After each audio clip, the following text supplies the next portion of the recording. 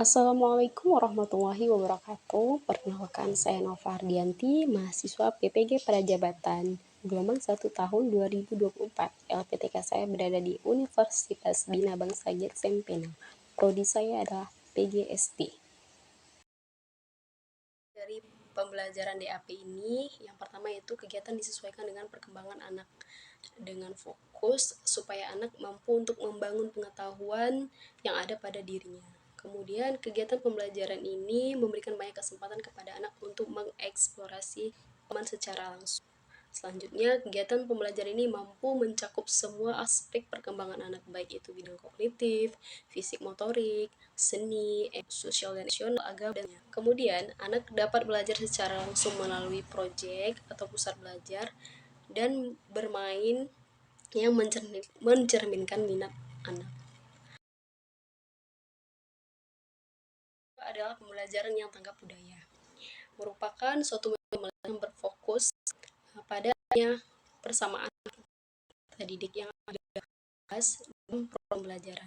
Di sini hanya perlu dimiliki hak dan kewajiban yang sama, tidak membeda-bedakan latar belakang dan budaya dari peserta didik tersebut. Semua peserta didik berhak mendapatkan ilmu, pelayanan, dan fasilitas yang sama di antara satu dengan yang lainnya.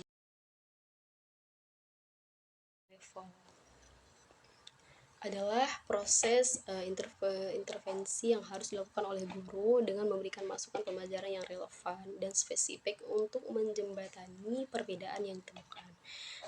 Peserta didik tidak terikat pada tingkatan kelas, namun disesuaikan berdasarkan kemampuan peserta didik. Nah, dalam hal ini, pembelajaran tidak bergantung kepada tingkatan kelas, namun dikelompokkan berdasarkan kemampuan anak. Setiap fase maupun tingkatan tersebut mempunyai capaian pembelajaran yang telah disusun oleh pendidik itu sendiri. Apa yang harus dilakukan oleh pendidik agar dapat menerapkan metode ini? Ya, tahapannya ada 3, yaitu peserta didik harus dipahami oleh pendidik tersebut.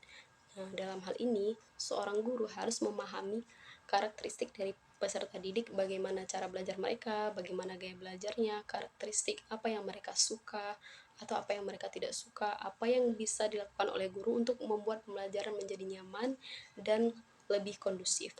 Nah, kedua, guru harus melakukan rancangan pembelajaran yang sesuai dengan identifikasi dari peserta didik. Ketika guru sudah mengetahui karakteristik dari peserta didik, nah, guru akan merancang pembelajaran seperti apa yang cocok dan yang sesuai untuk digunakan dalam proses pembelajaran. Nah, berikutnya, pendidik juga harus mengikuti ragam pelatihan untuk lebih mengeksplor pengetahuan dari pendidik.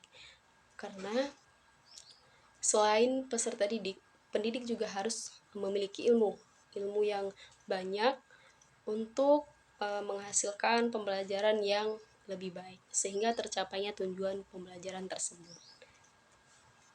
Pembelajaran dengan prinsip pembelajaran yang disesuaikan dengan tingkatan pencapaian peserta didik adalah sebagai berikut. Yang pertama, ciptakan lingkungan yang penuh perhatian, saling peduli, terbuka, dan nyaman untuk belajar. Berikutnya, tumbuhkan hubungan yang positif dan konsisten dengan anak-anak lain dan orang dewasa.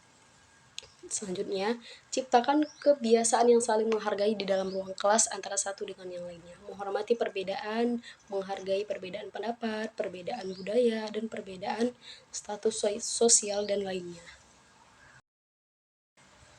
Dalam penerapan pembelajaran sesuai dengan level pencapaian anak, tentu di dalam kelas itu banyak perbedaan.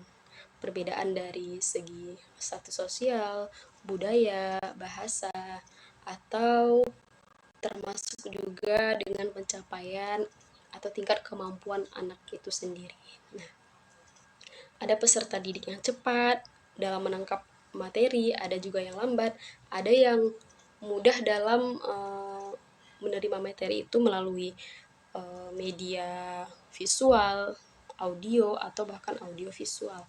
Nah, dalam kurikulum Merdeka ini, guru diberi kebebasan untuk mengajar sesuai kemampuan peserta didiknya. Artinya, guru tidak hanya berpacu pada kurikulum yang ada, guru dapat mengeksplor atau memberikan metode-metode media yang dapat mendukung proses pembelajaran berjalan dengan baik, sehingga tercapainya